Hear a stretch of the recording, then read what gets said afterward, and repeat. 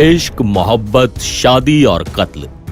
जी हां, दिल्ली के श्रद्धा हत्याकांड की आंच अभी ठंडी भी नहीं पड़ी थी कि झारखंड के साहिबगंज जिले के बोरियो थाना इलाके से एक ऐसा खौफनाक मंजर सामने आया जिसे देखने और सुनने के बाद इलाके में सन्नाटा पसर गया। जिसने भी उस खौफनाक मंजर को देखा उसकी रूह कांप उठी, पैरों तले जमीन खिसक गई और कलेजा मुंह को आ गया, क्योंकि जिस माशूका को उसने अपनी बेगम बनाया था उसी की लाश 12 टुकड़ों में बरामद की गई थी।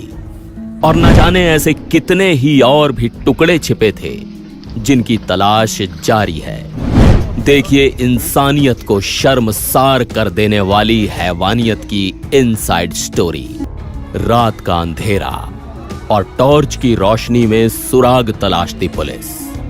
जैसे जैसे खाकी के कदम बढ़ रहे थे वैसे वैसे जमीन पर बिखरे मानव अंग भी नजर आ रहे थे।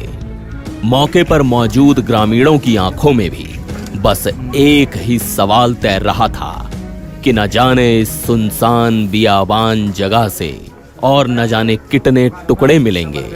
जी हां, ये वही जगह थी जहां कुत्ते एक मानव शरीर के अंग को नोच कर खा रहे थे।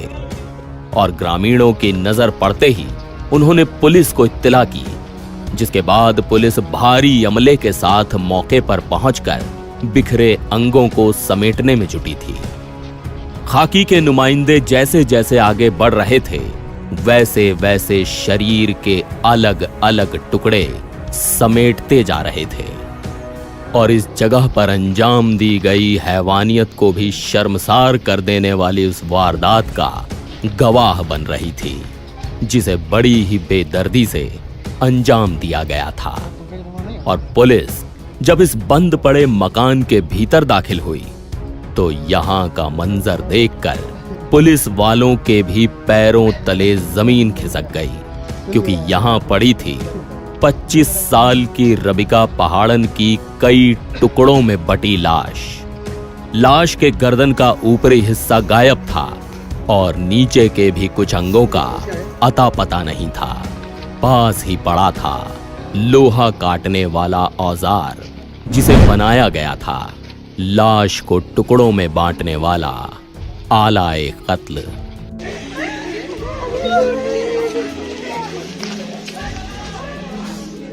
कत्ल 25 साल की रबिका पहाड़न का हुआ था और इल्जाम उसके ही 22 साल के पति दिलावर अंसारी और उसके पूरे परिवार पर लगा है।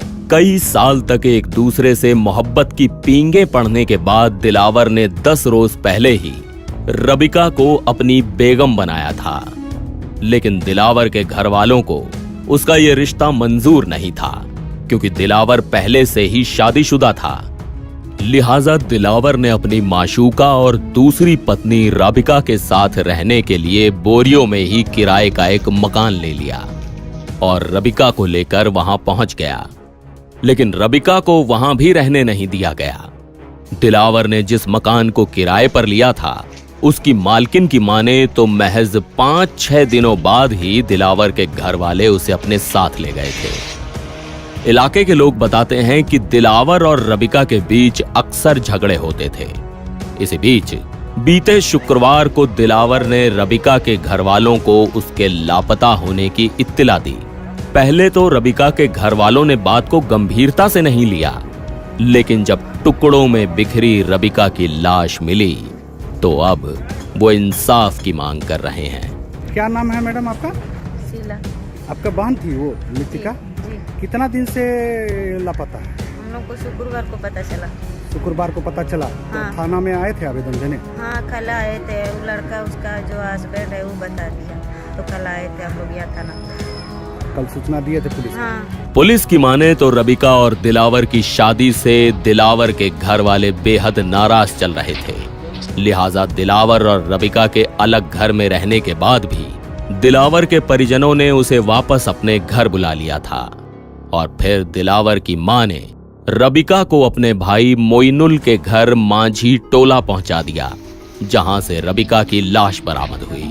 और दिलावर का मामा मोइनुल फरार हो गया। फिलहाल पुलिस ने रबिका हत्याकांड मामले में दिलावर और उसके पूरे परिवार को हिरासत में ले लिया है। पकड़े गए लोगों में दिलावर के पिता मुस्तकीम अंसारी, उसकी मां, उसके दोनों भाई और दिलावर की बहन शामिल हैं। जबकि जिस मामा के घर से लाश बरामद की गई वो अभी भी फरार है। बहरहाल साहिबगंज के बोरियो में अंजाम दी गई इस खौफनाक वारदात के बाद पूरे इलाके में सन्नाटा पसरा हुआ है और हर किसी की निगाहों में एक अनजाना सा खौफ नजर आ रहा है।